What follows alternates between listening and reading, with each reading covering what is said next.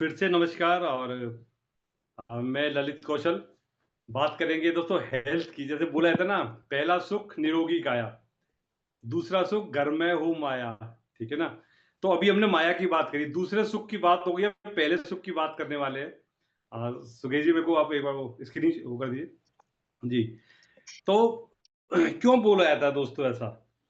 पता, अभी मैं एक जगह सुन रहा था कि आने वाला समय ऐसा है दोस्तों कि आपको एक मिलेनियर ढूंढना ज्यादा आसान होगा एक हेल्दी बंदे की तुलना में। सोचिए। और आफ्टर कोविड लोग कंसर्न हैं भी इस बारे में। ठीक है ना।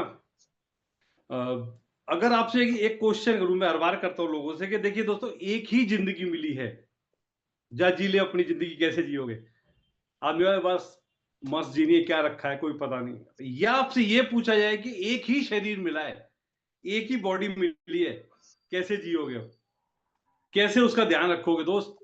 ऐसा नहीं है कि अगर कुछ हो गया तो रिप्लेसमेंट है। आप इसको इस तरीके से समझ सकते हैं। मान लीजिए ऐसा कोई नियम आ जाए कि जो गाड़ी आप ड्राइव कर रहे हैं, चाहे वो टू व्हीलर हो या फोर व्हीलर हो, आप अब दूसरी नहीं ले सकते। आप लाइफ टाइम इसकी केयर करते हैं तो आप चला सकते हैं। अगर ये खराब हो गई, बैठ गई, तो खेल खत्म, दूसरे नहीं खरीद सकते। तो आप उसकी कैसी केयर करेंगे दोस्त? तो यही हाल तो बॉडी का है। तो क्या हम उसकी उतनी केयर करते हैं दोस्त? ये सोचने की बात है। ऐसा तो नहीं आप गाड़ी की ज्यादा केयर करते हो, टाइम पे सर्विसिंग कराते हो और अपना। तो ये अभी आगे पता लगता जाएगा दोस्त। मैं कई जगह हेल्थ सेशन लेता हूं और लोगों से मैं बात करता हूं। मैं उनसे पूछता हूं कि आज ऐसी कौन सी डिजीज है जो बड़ी आम होती जा रही है, जो पहले इतनी नहीं हुआ करती थी। तो लोग फट से बोलते हैं डायबिटीज है, बीपी है, थायराइड है, कैंसर है। पहले कैंसर इतना नहीं होता था, बोले तो वहां उसको कैंसर हो गया। अभी तो हर जगह बड़े बहुत ज्यादा सुनने को मिलता है फैटी लिवर। और कमाल की बात है, जिसका लिवर फैटी हो तो उसको टेंशन भी नहीं होती, बोले तो सबको ही होता है। ये इतना ज्यादा हो गया है कि एक्सेप्ट कर लिया है। समझ रहे? PCOD, PCOS. तो इन सब के बारे में लोग बात करते हैं और ज्यादातर सेशन में लोग एक बीमारी को बताना भूल जाते हैं। मैं बात कर रहा हूं ओबेसिटी की, मोटापे की। उसको बीमारी मानते ही नहीं है।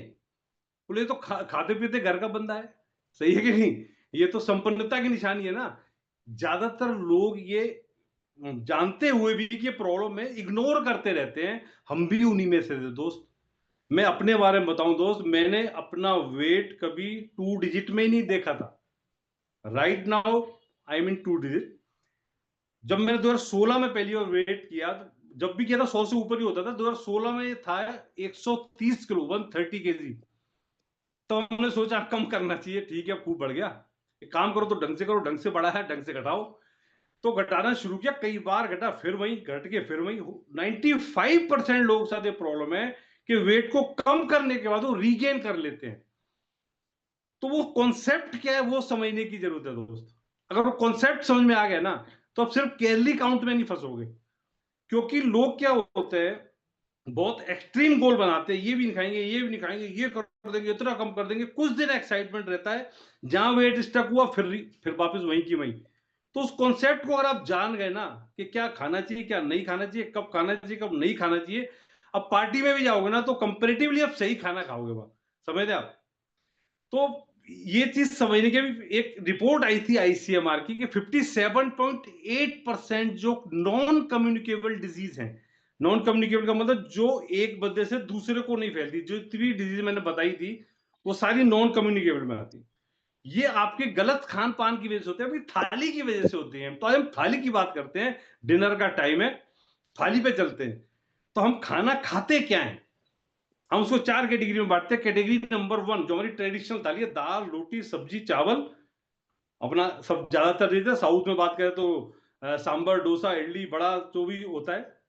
ठीक है, इस टाइप की एक जो नॉर्मल थाली है, ठीक है, ये खाते हैं। कैटेगरी 2 जिसमें हम खाते हैं फास्ट फूड।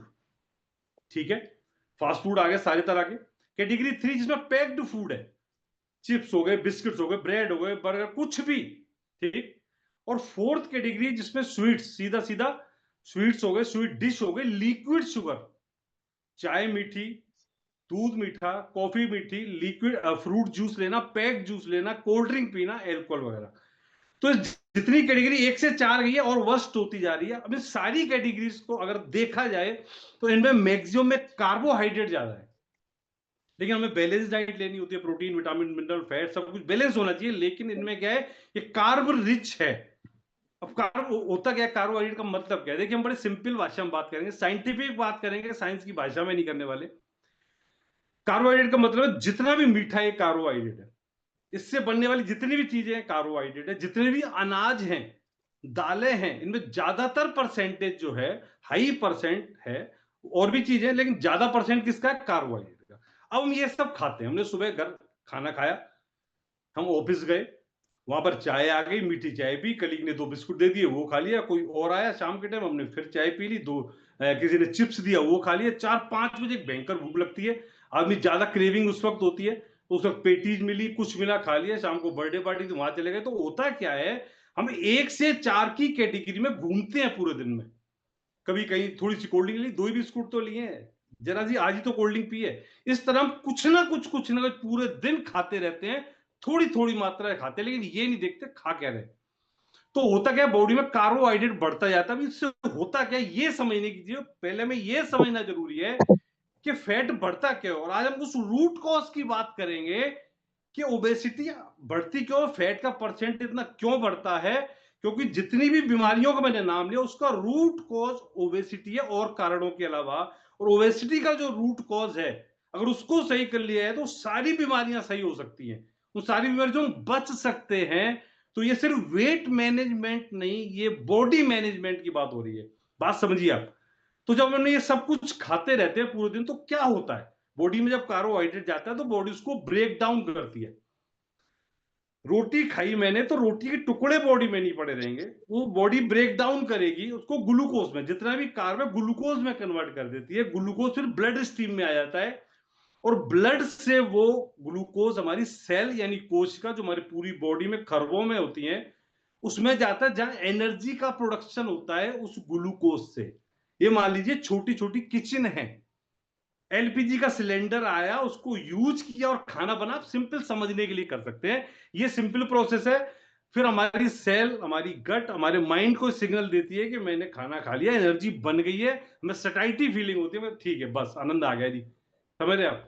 लेकिन इसमें एक ट्विस्ट है, जो हम ग्लूकोज हमारे ब्लड स्ट्रीम में है, वो जब सेल में जाता है तो डायरेक्टली नहीं जा सकता, उस पर एक गेट लगा होता है जिसको रिसेप्टर बोलते हैं, उस पर एक ताला लगा होता है। दोस्त, मान लीजिए आपकी रसोई बंद है, ताला लगा हुआ, सिलेंडर बाहर पड़ा है, तो चाबी की जरूरत पड़ेगी। उस चाबी का नाम है दोस्त इंसुलिन। जैसे ही बॉडी में ग्लूकोज आता है, तुरंत पेंक्रियाज को सिग्नल मिल जाता है इंसुलिन छोड़ो।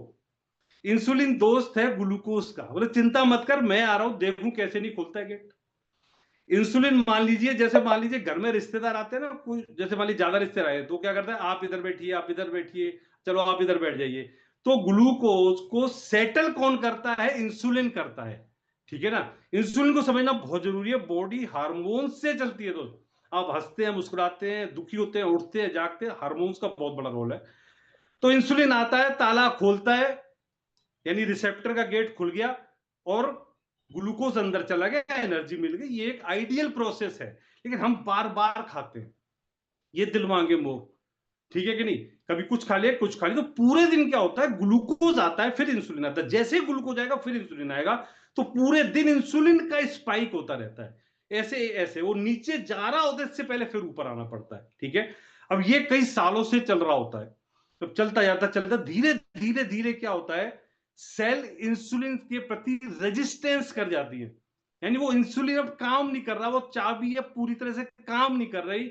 समझने के लिए मान लीजिए, वो ताला चाबी, अब ऐसा नहीं कि सेल पे कोई अलीगढ़ का ताला लगा हुआ है, वो ताला चाबी घिस गए, वो काम नहीं कर रहे, या और इंसुलिन की जरूरत पड़ने लगी। यानी एक नॉर्मल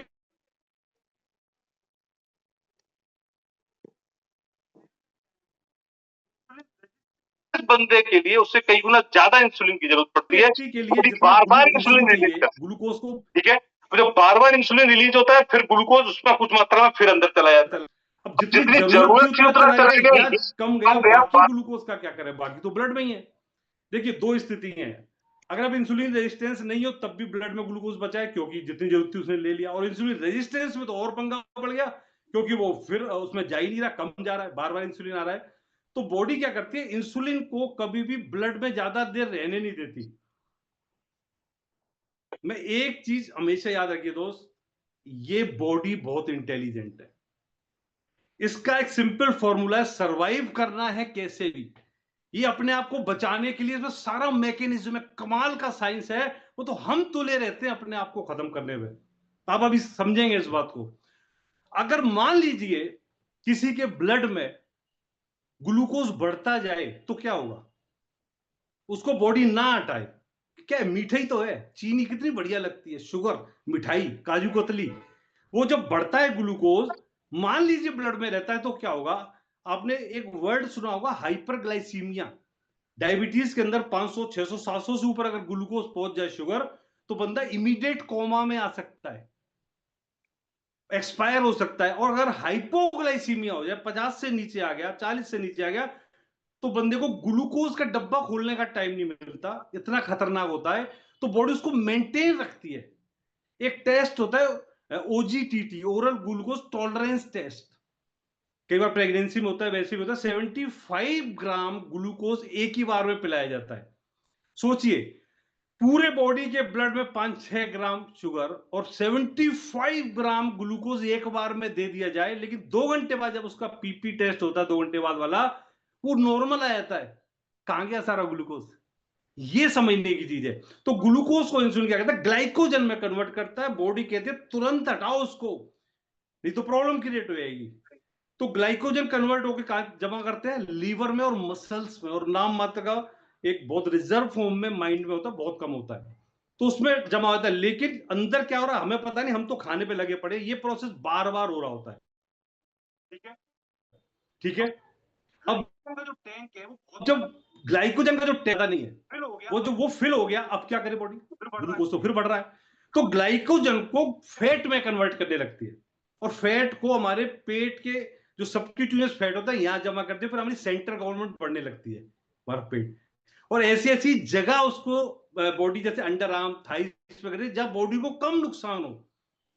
ठीक है, कमाल की बात देखो, अभी भी ऐसी जगह बॉडी उसको स्टोर कर रही है जिससे बॉडी को कम नुकसान हो, और वो फैट सेल में जमा होने लगता है, जो एडिपोज टिश्यू होते हैं। और जो हमारी फैट सेल्स होती है ना, वो भी भगवान ने ऐसी बनाई है कमाल की, वो बलून की तरह फैल सकती हैं। जैसे मैं था, बिल्कुल गोल मोल होता है ना बंदा, आपने देखे होंगे, तो वो सेल बिल्कुल फैलती चली जाती है। लेकिन जब स्थिति उसके भी पार चली जाती है, क्योंकि हम तो रुकने का नाम नहीं लेते, आज ही तो खा रहे हैं, आज ही तो पार्टी है तो जब वहां से भी लीक करता है फैट, तो फिर ऑर्गन्स पे जमा होने लगता है, जिसको बोलते हैं विसरल फैट। यहां से स्थिति खतरनाक शुरू होती है दोस्त, क्योंकि विसरल फैट सिर्फ फैट नहीं है, वो आपके बॉडी के हार्मोन्स को भी कंट्रोल करने लगता है, कि बॉडी के सिग्नलिंग को डिस्टर्ब कर सकता है। अब ये मान लीजिए ऑर्गन्स का दम घुटने लगा, अब लीवर के ऊपर भी फैट है। और इसके साथ एक सिचुएशन और होती है, जब हम टेबल शुगर ले रहे हैं, कुछ भी मिठाई ले रहे हैं, फ्रूट जूस ले रहे हैं, पैक जूस ले रहे हैं, उसमें फ्रक्टोज होता है। फ्रक्टोज भी एक तरह का मीठा होता है, लेकिन उसको लीवर ही मेटाबोलाइज करता है। जब वो लीवर में जाता है, जब चारों तरफ फैट ही फैट है, मीठे मीठा है, तो वो भी फैट में कन्वर्ट करने लगता है, तो लीवर के अंदर भी फैट बढ़ने लगता है। लीवर के ऊपर फैट, लीवर के अंदर फैट, ठीक है ना, बॉडी में पूरे में। तो यहां से शुरुआत होती है दोस्त, non alcoholic fatty liver disease, जिस होता है नेफल डी। अगर इसको ना रोका जाए, ग्रेड 1, ग्रेड 2, ग्रेड 3 ना रोका जाए, तो यही कन्वर्ट होता है नॉन एल्कोहलिक लिवर सिरोसिस। यानी जो काम एल्कोहल करता है, वो काम, वो कार्बोहाइड्रेट, सिंपल कार्ब, मीठा और गलत आदतों की वजह से कहां पहुंच जाता है बंदा। आपको पता है लिवर ट्रांसप्लांट का खर्चा कितना है, भगवान ना करे किसी को जरूरत पड़े, लगभग 1 करोड़। कई एग्जांपल है मेरे सामने जिनका हुआ है, कई उसमें बचे भी नहीं, बचे तो पुअर लाइफ स्टाइल है, जरूरी है यहां तक जाना। और उसके बाद कई तरह के कैंसर उससे हो सकते हैं। शुरुआत कहां से हुई थी, आज ही तो कोल्ड ड्रिंक पी रहे हैं, थोड़ा सी मिठाई, थोड़े से बिस्किट, लेकिन बात यहां खत्म नहीं हुई दोस्त। अब जब बार बार इंसुलिन रेजिस्टेंस हो रहा है, इंसुलिन बार बार स्पाइक हो रहा है, बार बार स्पाइक हो रहा है, पेंक्रियाज थकने लगता है, फिर इंसुलिन ही कम होने लगता है, ग्लूकोज को सेटल कौन करे। अब ग्लूकोज ब्लड में और बढ़ने लगा, अब डायबिटिक होने लगे, प्री डायबिटीज देन डायबिटीज। अब जब डायबिटिक हो तो डायबिटीज अपने आप में कई प्रॉब्लम्स का प्लेटफॉर्म है, वो एक नई समस्या क्रिएट होने लगी। जब लिवर फैट हैंडल नहीं कर पा रहा, वो आर्टरीज में छोड़ता है, तो कार्डियोवेस्कुलर डिजीज की तरफ बढ़ते हैं। सोचिए, ब्लड प्रेशर हाई होने लगता है, कहां से कहां पहुंच गए। और एक और खतरनाक साइन, जब इंसुलिन रेजिस्टेंस होता है, सेल को ग्लूकोज नहीं मिल रहा, एनर्जी पूरी नहीं बननी, बंदा थका हुआ रह रहा है, माइंड को सिग्नल भेजता है खाना नहीं आया, आपको फिर भूख लगती है, आप फिर खाना खाते हो, फिर इंसुलिन आता है।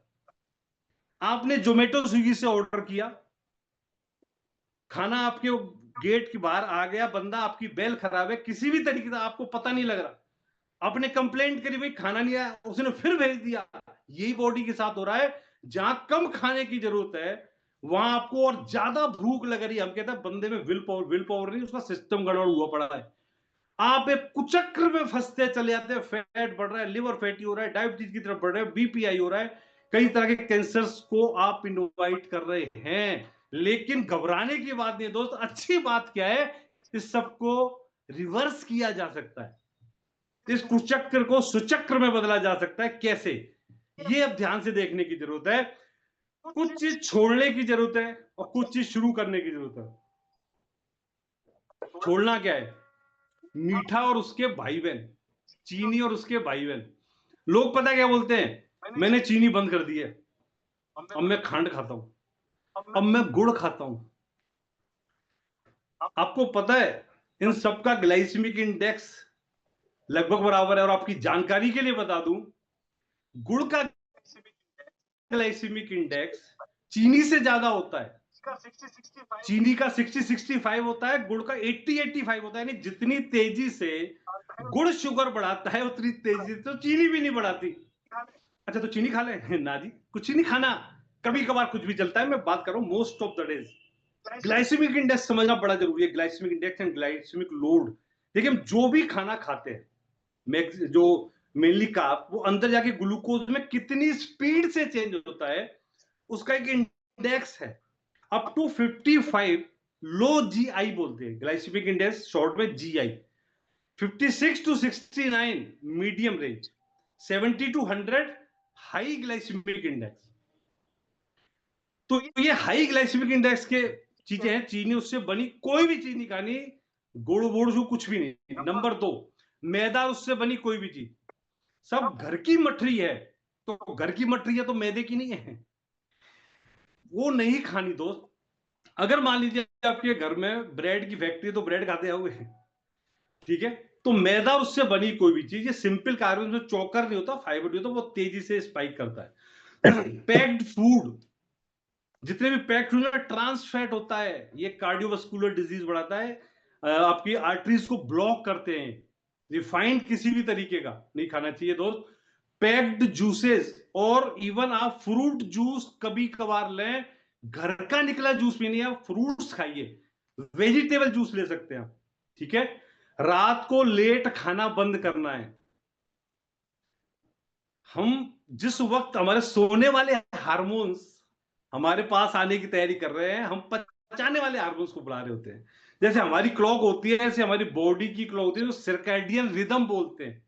उसका एक टाइम है पर्टिकुलर, किस टाइम कौन सा हार्मोन रिलीज होता है। कई बार आप ब्लड टेस्ट कराइए, पीटीएस होता है, पैराथायराइड हार्मोन, वो सुबह 6 से 8 का टाइम है लगभग उसका, उस वक्त रिलीज होता है, उस वक्त उसका टेस्ट होता है। तो ये सबसे खतरनाक सिचुएशन है, लेट खाना। जैसे मैं लेट आता था 12 बजे 1 बजे, पूरे दिन खाया नहीं गया, रात को तो फट्टे चाकी देने, मतलब मैंगो शेक, ये वो आनंद आता था, पूछो मत। और आनंद पहुंच गया 130 किलो का। तो यही गलती नहीं करनी दोस्त। रात के टाइम सिरकेडियन रिदम, हमारी अलग ही रिदम थी, पराठे सराठे मारो खराटे। जी हाँ, हम खाते हैं और सो जाते हैं, और लिवर को काम पे लगा देते हैं। इससे ज्यादा खतरनाक सिचुएशन कब तक बचेगा। देखिए, हमारे घर में जो माताएं हैं, मैं अपनी पर्सनली बोलूं, हमने अपनी माता जी को रात को सोते हुए नहीं देखा। जब हम सो जाते थे उसके बाद सोती थी, सुबह उठते थे हमें जगी हुई मिलती थी, फिर काम कर रही होती थी। तो यही काम लिवर का है दोस्त, कहते हैं liver is the mother of all the organs. तो उसको सोने से 3 घंटे पहले खा लीजिए दोस्त। और क्या करना है दोस्त, एक्सरसाइज शुरू करनी है।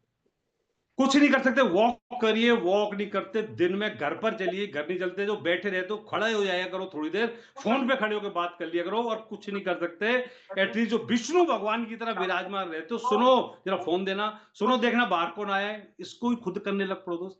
इसको बोलते हैं नॉन एक्सरसाइज एसोसिएटेड थर्मोजेनेसिस, यानी ये बिना एक्सरसाइज का जो आप एक काम करते हो उसका मेटाबॉलिज्म में 15% रोल है। इतना कर लो।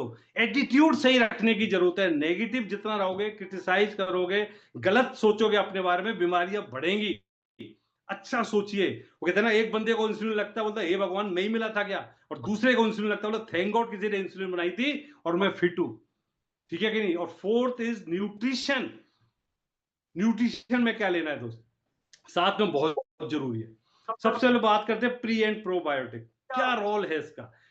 ठीक है, कई बार आपको शाम के टाइम 4-5 बजे मन करता है गोलगप्पे खाने का मन कर रहा है, कोई कहता है पिज्जा खाने का मन कर रहा है। मन कराता कौन है, ये आपका जो बैड बैक्टीरिया है ना, हमारी बॉडी के अंदर जो गट है, गट मतलब मुंह से लेके आउटपुट आउटपुट तक लगभग 7-8 मीटर का ट्रैक है, जिसको गट बोलते हैं। पेट नहीं, गट, पेट अलग है, पेट उसका एक पार्ट है।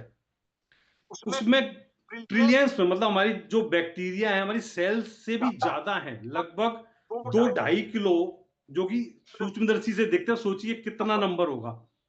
उसमें 80% गुड बैक्टीरिया, 20% जो बैड बैक्टीरिया, उनकी भी जरूरत होती है। एक रेशियो है, सही रेशियो है। लेकिन जब हम शुगर खा खा के उनको बढ़ा लेते हैं, शुगर फ्रेंडली बैक्टीरिया को, जब उसका रेशियो गड़बड़ हो जाता है, उसको बोलते हैं डिसबायोसिस। तो वो बैड बैक्टीरिया आपको सिग्नल देता है माइंड को कि और मीठा ला, थोड़ा सा मीठा, घेवर थोड़ा सा होना ही चाहिए, खाने के बाद थोड़ा सा मीठा तो चलना ही चाहिए। इसको बोलते हैं गट माइंड एक्सिस, इसलिए गट को सेकंड ब्रेन बोला जाता है। ठीक है ना, तो वो सिग्नलिंग वहां से हो रही है दोस्त। और जब ये बैड बैक्टीरिया का नंबर बढ़ता है ना, तो ये छोटी आंत में बढ़ने लगते हैं। कई बार ऐसा भी हो जाता है, मेनली बड़ी आंत में रहते हैं।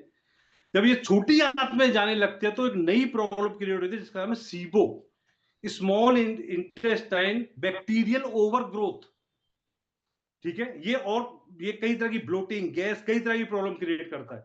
प्लस जब बैड बैक्टीरिया कार्बोहाइड्रेट खाता है, मीठा खाता है, तो वेस्ट छोड़ता है जो बड़ा टॉक्सिक होता है, वो बड़ा नुकसान करता है दोस्त।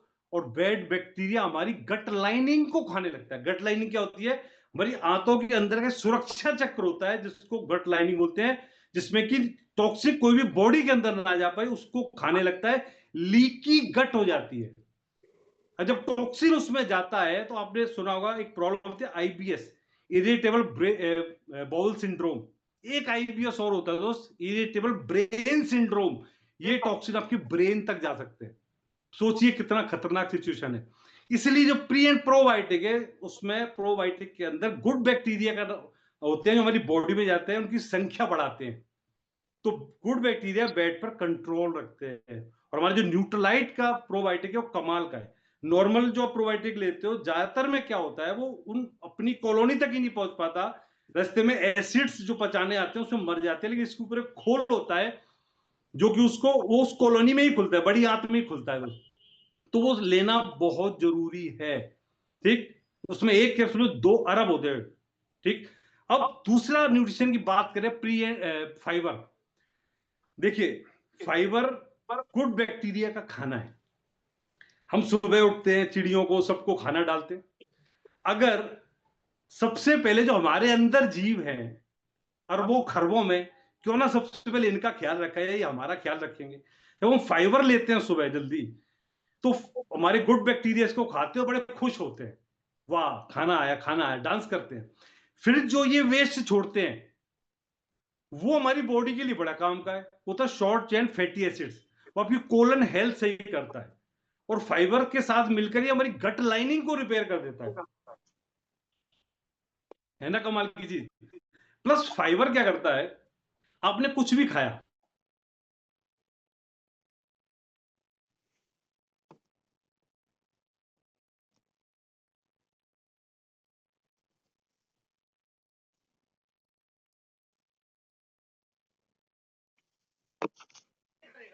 तो ग्लूकोज धीमे धीमे ब्लड में जाएगा।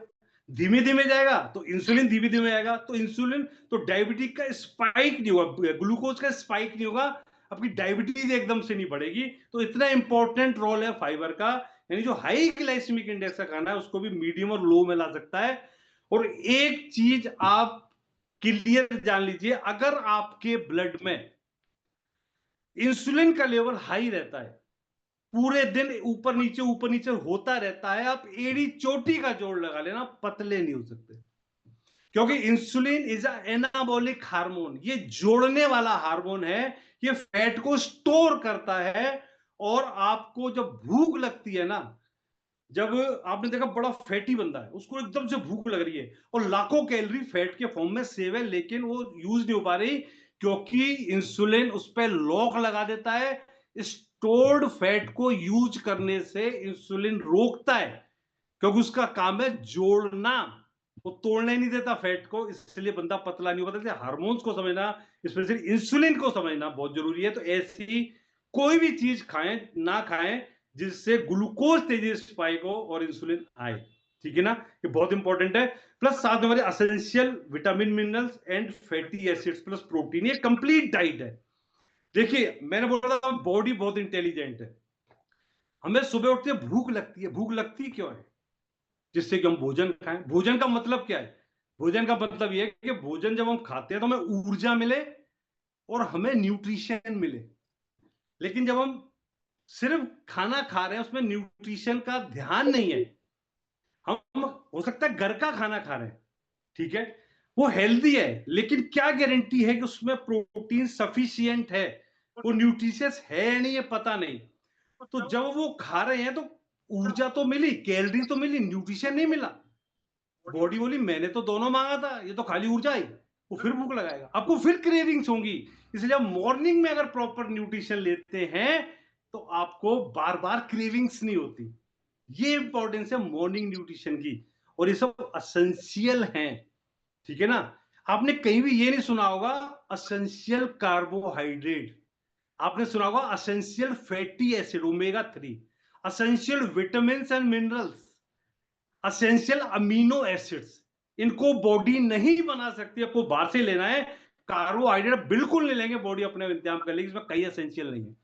अब बात करते हैं हीरो न्यूट्रिशन प्रोटीन की, ये क्या रोल करता है? तो हम एडुकेट पोर्शन में प्रोटीन लेते हैं, जितना हमारा वेट है उतने ग्राम कम से कम।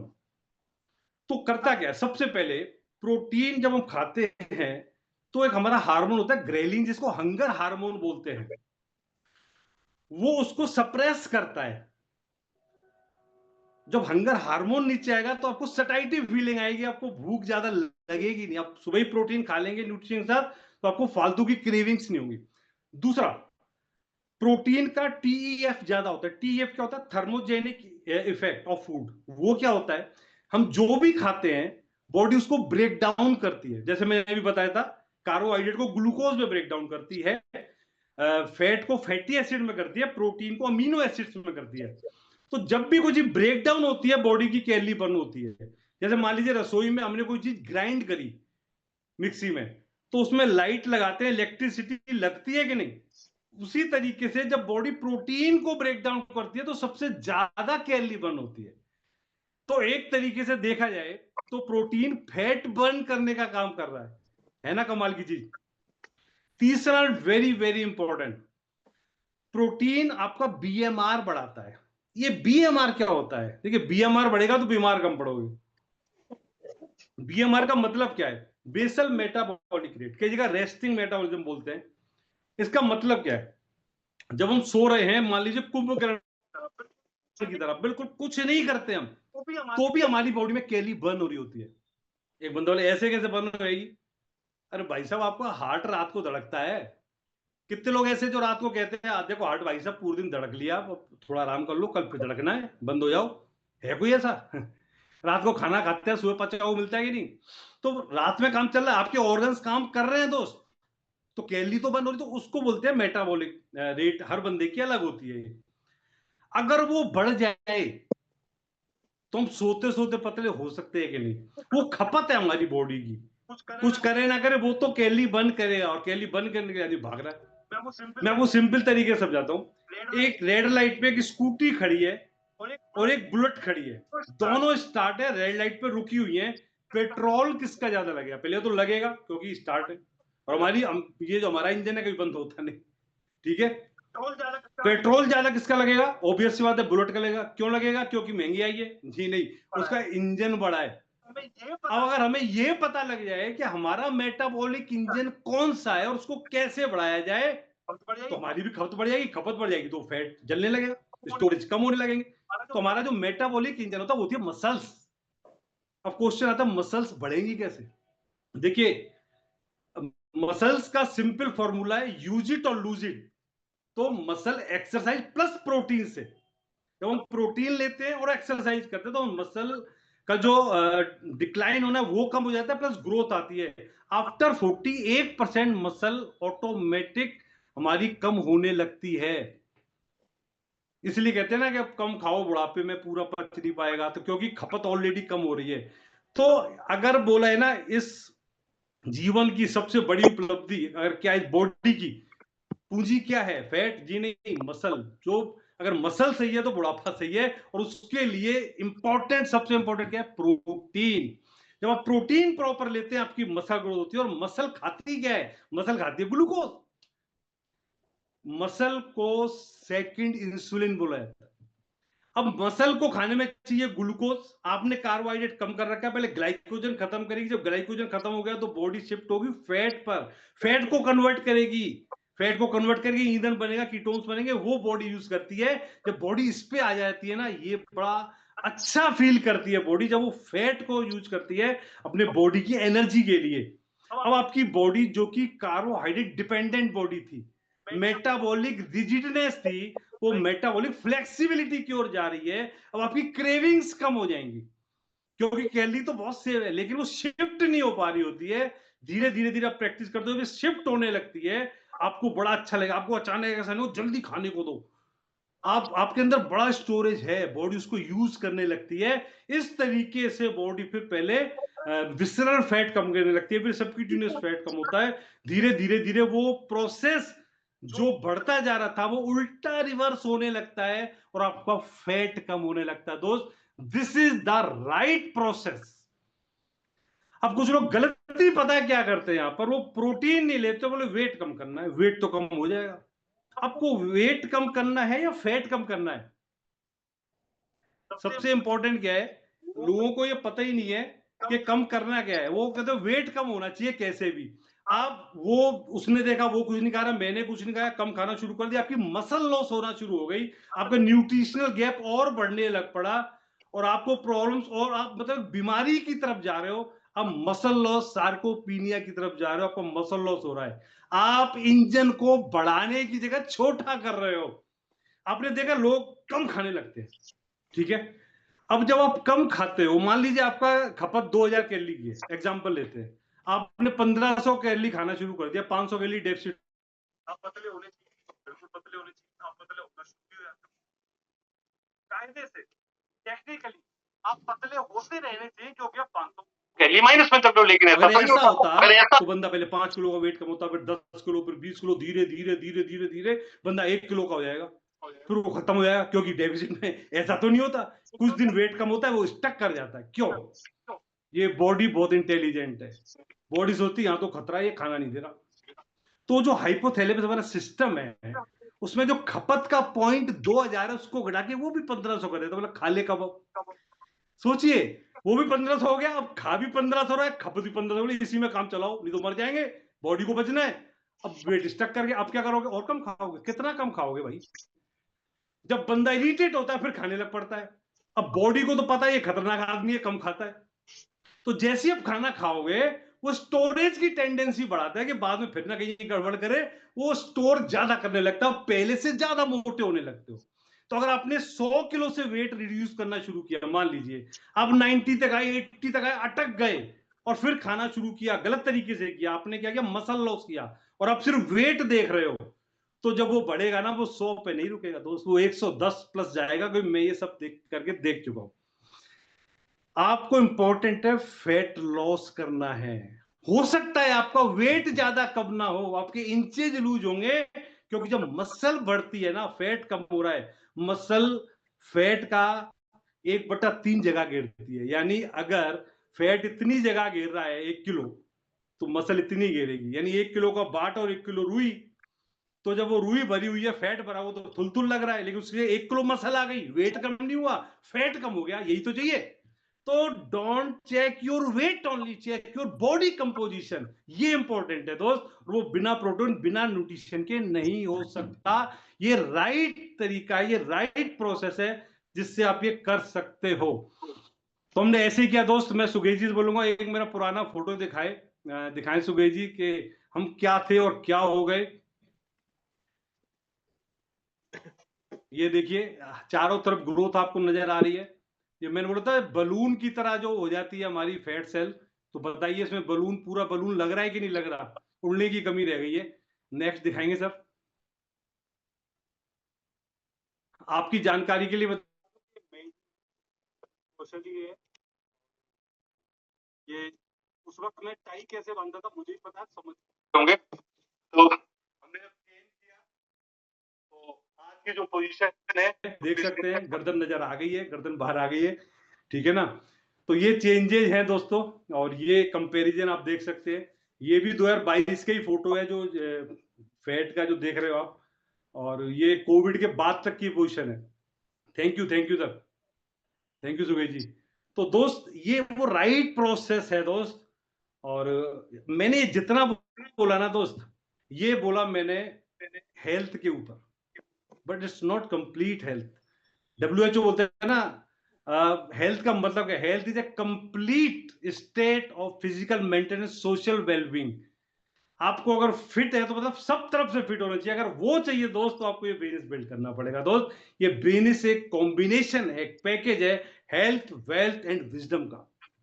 हो सकता है दोस्त आप हेल्दी हो लेकिन वेल्दी ना हो, बहुत लोग हैं। हो सकता है वेल्दी हो और हेल्दी ना हो सकता है दोस्त आप हेल्दी भी हो, वेल्दी भी हो, लेकिन विजडम ना हो। तो दोनों चीज खोने का डर है दोस्त। पर दिस इज द बिजनेस, जहां जो एनवायरमेंट है, यहाँ का जो मेंटरशिप प्रोग्राम है, यहाँ का माहौल है ना दोस्त, वो अल्टीमेट है। अगर हेल्दी नहीं है तो हो जाओगे, वेल्दी नहीं है तो हो जाओगे, अगर है तो उसको और बढ़ा लोगे दोस्त। अब आपकी मर्जी है दोस्त, इस पैकेज को लेना है या बहाने बनाना है। बहाने बना लो या पैसा बना लो, चॉइस आपकी है, फैसला आप ही का होगा, क्योंकि लाइफ आपकी। Wish you all the best, thank you very much. Wow, what a